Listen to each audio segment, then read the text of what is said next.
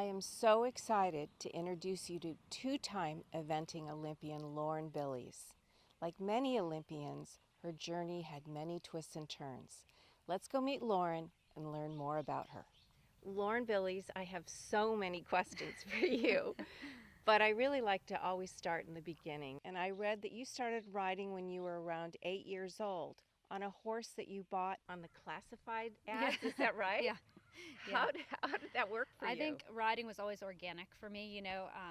I think a lot of our friends and family grow up in the riding community that have had it as part of their family. And when I look really far back, my great-grandfather was a pediatrician and rode horseback from coal mining camp to coal mining camp treating patients. So I think maybe that's where it came from in my lineage, but I always knew I wanted to ride.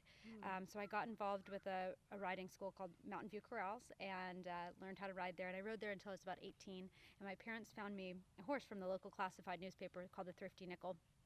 And he was my partner for, I think, until I was about 19 years old. Yeah. Wow. Yeah. That's a good story. Yeah. Right? Yes. Yeah. Now, a part of your education was becoming a working student, and Yeah. I wondered for those wannabe Olympians out there, do you recommend that? Definitely. Yeah. I mean, riding horses, 90% of the day we're not riding horses, and that is because we're cleaning stalls, we're managing horses, we're taking care of them, and it's about finding the most efficient but detail-oriented way to manage these horses, and the only way to get that experience is when you're on the ground with them. So I was a working student and worked for many people for many years of my career, and I find it quite essential to your development as a rider, and it's important to always keep learning. So, Lauren, most people wouldn't know this about you, but you graduated from Fresno State University with a double major in enology and chemistry. Meanwhile, you're riding, training, and competing. How did you balance all that? It was a real struggle in college to get that done, but I did. I was in a sorority at the same time. I was starting my own business, teaching clients. I wouldn't recommend that to young professionals, but I really had a commitment to riding, and it was kind of a whatever it takes attitude. In the summer times, I would go and be a working student for people. And that really helped keep my education going in the off times of school.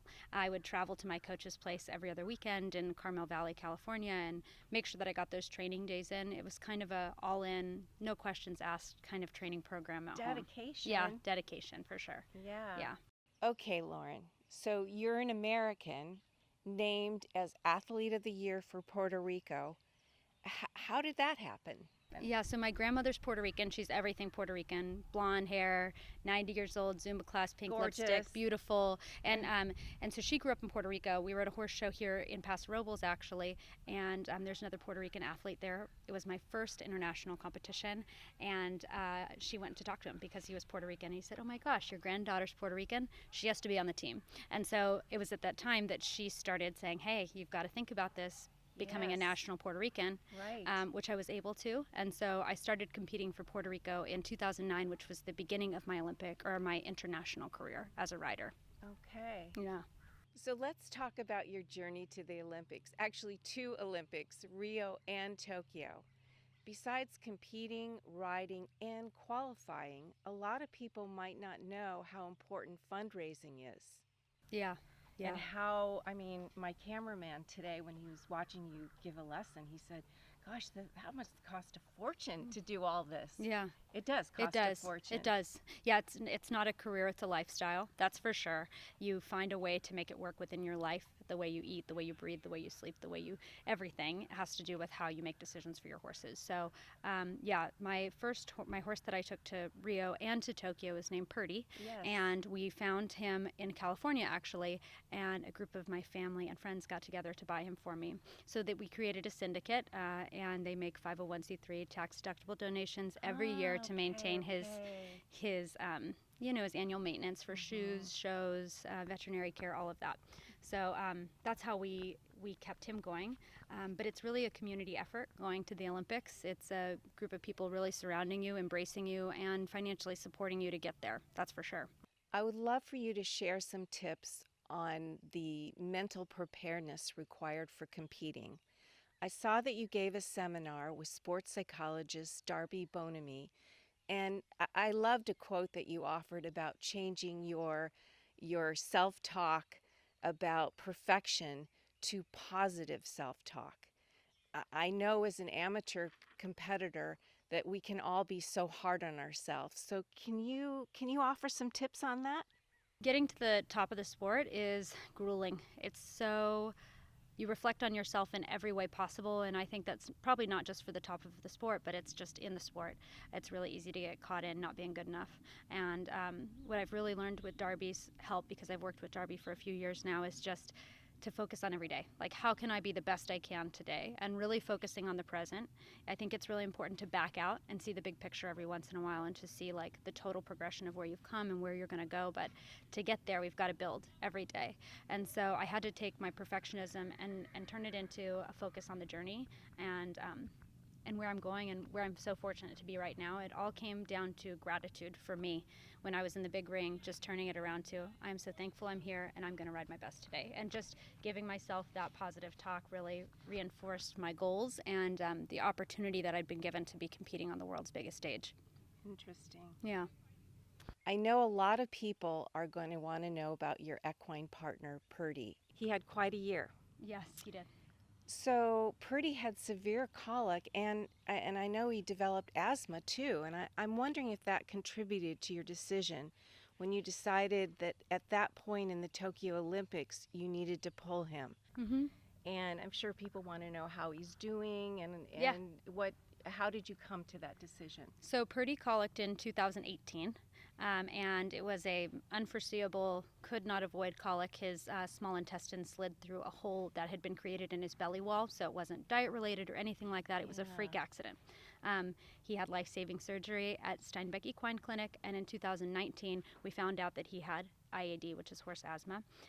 So we since treated him for that, and honestly, 2019 he was the best horse he'd ever been in his whole life. Treating him and caring him for asthma, which 80% of horses in California have, undiagnosed most of them, was a game changer. So when I was out there, I think the big thing is I know that horse. Like, I know that horse like he's my best friend, you know? Yes. And I felt him get quite tired, and the conditions were very hot. And Yes. and I knew when we got to that place in the course where he basically pulled himself up. And I'm thankful that he can trust me that much, that he can be honest with me and tell me that. And, to me, there is no regret. The decision is very clear. We don't get there alone, and we have a huge responsibility to our animals. And so I pulled him up, and he jumped with me last week. He's happy, he's sound, he's very, very healthy. That's great news. And he's a great partner. And, for me, I have to honor that in every decision I make in the competition arena and at home every day. So now Purdy is retired from upper level competition with me. I hope that he will be leased out to somebody inside my program that wants to experience all the things that he's taught me at a lower level. He's a schoolmaster. He's certainly not ready to give up, and stop being ridden. We gave him a short break after Tokyo, and he was squealing and kind of torturing everybody that was handling him in the barn. So I'm really excited to be able to share what he's done for me with somebody else. Yeah, wonderful. So Lauren, what's next? Good question. We have 3 other horses that are syndicated.